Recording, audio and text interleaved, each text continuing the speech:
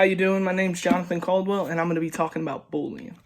And so I want y'all to imagine y'all are going back to school. So go back to middle school, high school, whenever it is. Just go back, and you're in the hallways, and you're getting your stuff ready for the next class. You're getting your stuff out of your locker. And then somebody comes up and they start messing with you. They make fun of you. They torture you. They physically hurt you. Whatever it may be.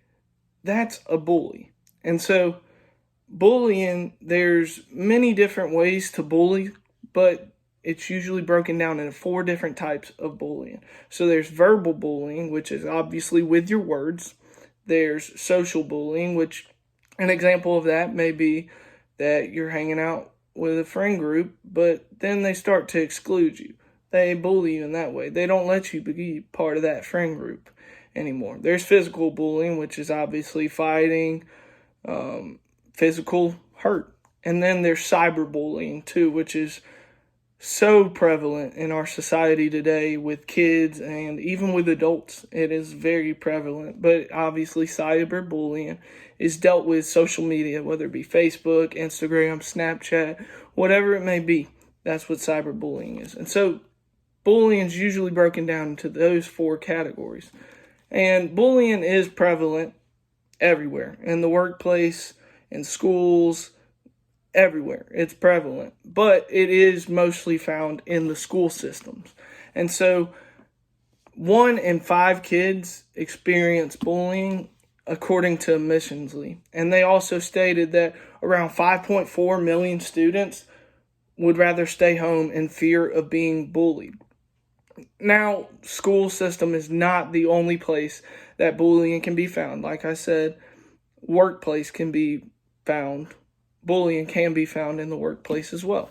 And so in the workplace, there was this study done, and it was with around 2,000 employees, and it showed that 94% of them said that they have been bullied in the workplace. And now that is a small sample size, but it does show how it can be in the workplace as well. And so there's many different reasons why bullying may occur. A bully may feel bad about themselves, and so they want to make somebody else feel bad about themselves. They may be bullied at home. In their home life, they may be being bullied as well. And so they come to school or wherever it may be, and they bully there. They may do it to make themselves feel better about themselves. Or they may just do it because they like to do it. There's many different reasons on why bullying occurs. And there are different ways to help someone go through bullying. So through my research, I found many different ways. But I think the 3 main points that I got out of my research was that you can make a plan to help somebody combat bullying. You can educate others in bullying, what it is, how often it occurs, whatever it may be, you can educate. And then you can get the community involved too to help combat that bullying as well. And so one thing that we need to remember in the crisis of bullying is that everyone does have a role to play against bullying. You may not be in the school, but you can help educate your kid and to knowing how to handle bullying, how to stand up for someone that's getting bullied. Everyone has a role. And so Dan Olweus came out with this study, and he showed that there are many different ways, different levels for kids to be able to be helped. At the school level, at the level of the school, they can have curriculum that is based around stopping bullying, that is against bullying. And that's the same with the classroom level as well. But the school and the classroom, they can both educate the children into understanding what bullying is and why they should not do it.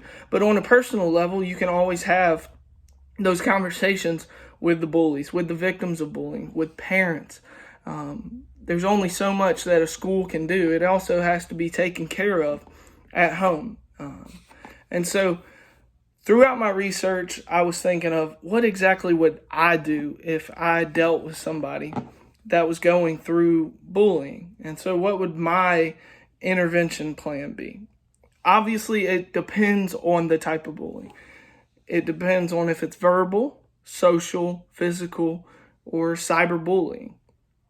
Now, what I mean by this, let's give an example. If somebody comes to me and the main type of bullying that is occurring with them is cyberbullying, I would most likely recommend that they either delete social media or block the person that is bullying them on social media.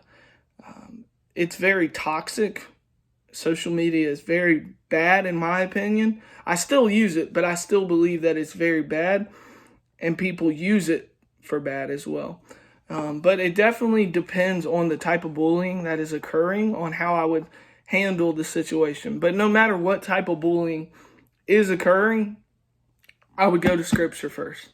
In my opinion, there's only so much all these plans, whatever it may be, can do.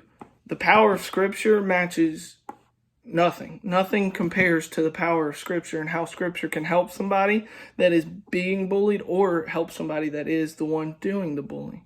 So Scripture is always going to be my main focal point when dealing with somebody that is suffering from bullying.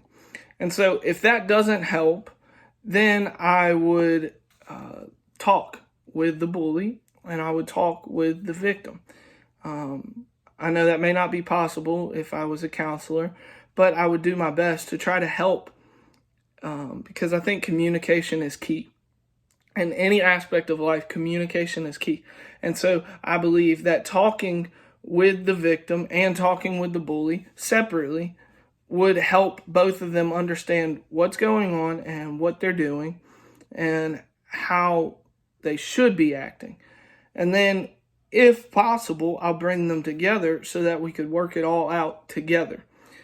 But if Scripture doesn't work, which I hope it does, Scripture and prayer, if it doesn't work, and if talking and communicating to them the effects of bullying and all of that, my last resort would be creating a plan for them.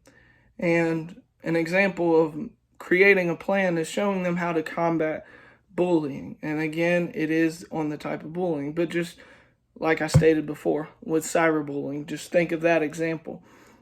Creating a plan like that of deleting social media or blocking the person that is doing the bullying. That's a plan that could be put into place for that person. But again, we all have a part and a role in bullying. So we have to understand that it is prevalent everywhere we go. We have to understand that people suffer from bullying and that it is a real issue. It's not something to take lightly. And so we have to know the importance and understand the importance. And we all have to work together to combat bullying and the effects that it has on our generation after generation after generation. Thank you.